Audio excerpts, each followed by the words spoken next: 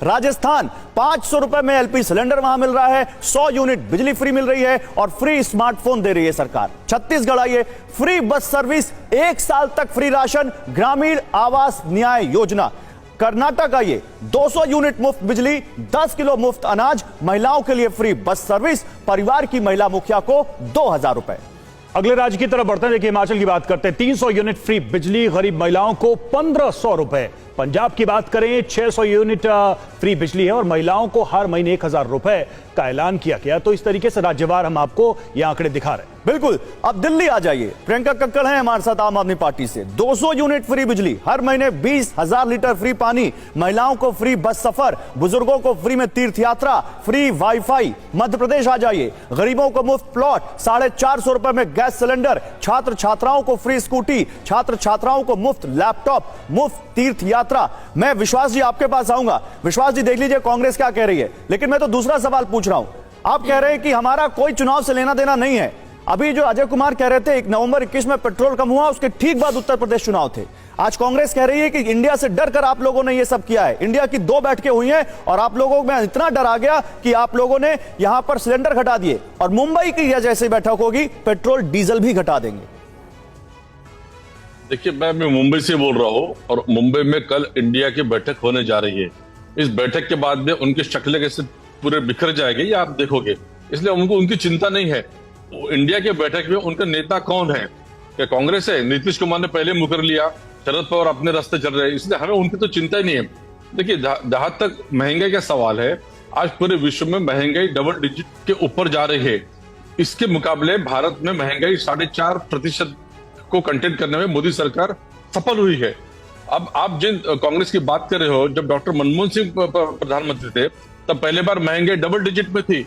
इसलिए देखिए, अर्थनीति का जो डिसिप्लिन है, विश्वास जी टोकता नहीं आपको, विश्वास जी टोकता नहीं हूं आपको, लेकिन 15 महीनों के हाई लेवल पर जुलाई में 7.44% सीपीआई था।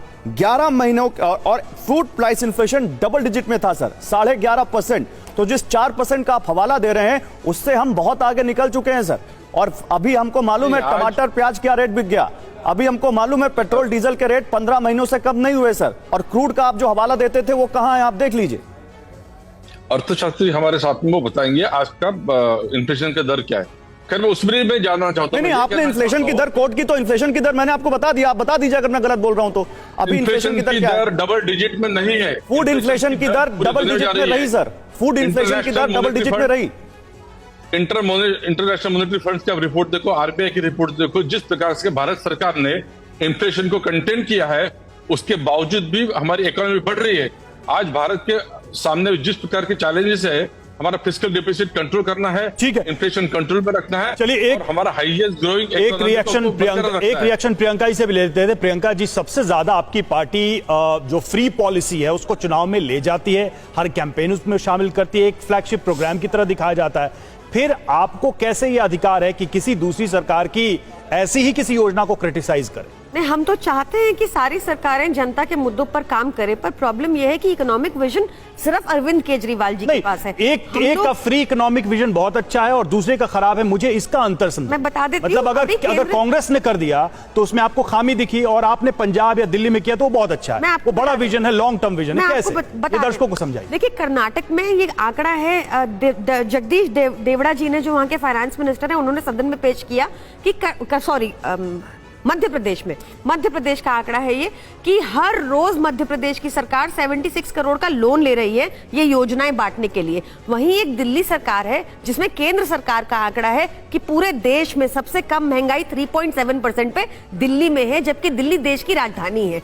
यहाँ पे जो भाजपा प्रवक्ता ने आपको आंकड़े दिए वो गलत थे, जो सर ने दिए वो बिल्कुल ठीक थे। 7.44%। मैं उस विजन की बात कर रहा हूँ। देखिए, आंकड़े तो हर आदमी अपने हिसाब से उसको सेट कर सकता है, हिसाब से नहीं हो सकते, क्योंकि अभी आपने सुना बीजेपी के प्रवक्ता वो अपने आंकड़े बता रहे हैं, वो आईएमएफ का हवाला दे रहे हैं। मेरा सवाल बहुत सिंपल था, ये जो इलेक्टोरल कॉन्सेप्ट बन गया है फ्री सब्सिडी का, एक पार्टी का अच्छा दूसरे का खराब कैसे? अब पंजाब में सरकार बनी तो पंजाब सरकार भी केंद्र से सहायता की बात करती थी, उसके पहले फ्री के सारे वादे किए गए, फिर आपने डिलीवर करने का ऐलान भी किया। तो मैं ये अंतर नहीं समझ पा रहा हूं कि आपका वाला सही कैसे, दूसरे का खराब कैसे। क्योंकि हम लोग रेवेन्यू भी जनरेट कर रहे हैं लगातार, हम लोग एम्प्लॉयमेंट भी दे रहे हैं लगातार। आप देखिए देश में क्या हो रहा है, एक बड़ा सिंपली बताती हूँ आपको। आज चाइना से हर कोई नाराज है, सारी वेस्टर्न पावर्स नाराज है। तो आप ये कह रहे हैं कि देश का हर राज्य रेवेन्यू जनरेट नहीं कर रहा, सिर्फ दिल्ली को छोड़ के? मतलब मध्य प्रदेश हो, राजस्थान हो, छत्तीसगढ़ हो, कर्नाटक हो, तमिलनाडु हो, महाराष्ट्र हो, ये लोग कुछ रेवेन्यू जनरेट नहीं कर रहे। बताइए दूसरा कोई राज्य बता दीजिए दिल्ली के अलावा। अब आप देखिए क्या हो रहा है कि जैसे चाइना से सब लोग नाराज हैं, तो चाइना में जो फैक्ट्रीज लगी, चाइना में जो बड़ी बड़ी बाहर के उद्योग वहां पे सेटअप किया हुआ है, उनको उठाकर भी हमारे प्रधानमंत्री जी एक छोटा सा रिएक्शन दे दीजिए जल्दी से। जैसा कह रही है ये कि आप कोई दूसरा राज्य बता दीजिए, मतलब क्या ऐसा है कि दिल्ली का कंपैरिजन देश के सारे राज्यों से है कि कहीं रेवेन्यू जनरेट नहीं हो रहा इतना जितना दिल्ली में हो रहा, और दिल्ली ही सिर्फ फ्री दे रही है? हम लोएस्ट वैट भी लगाते हैं, लोएस्ट वैट है, one of the lowest VAT है। ले लेते रिएक्शन। देखिए दो बातें हैं। प्रियंका जी वकील भी हैं पेशे से मेरी तरह, तो जहां तक वेलफेयर स्टेट का कॉन्सेप्ट है उसके बारे में कोई भी सरकार काम करे, ये अच्छा काम करें, इनका भी स्वागत होना चाहिए। लेकिन जहां तक तथ्य की बात है तो लग्जरी टैक्स गाड़ियों पे, जिस गाड़ी में ये आई हैं अभी मैं देख रहा था, वो बहुत ज्यादा है, और यूपी में tax on motor vehicle registration कम है।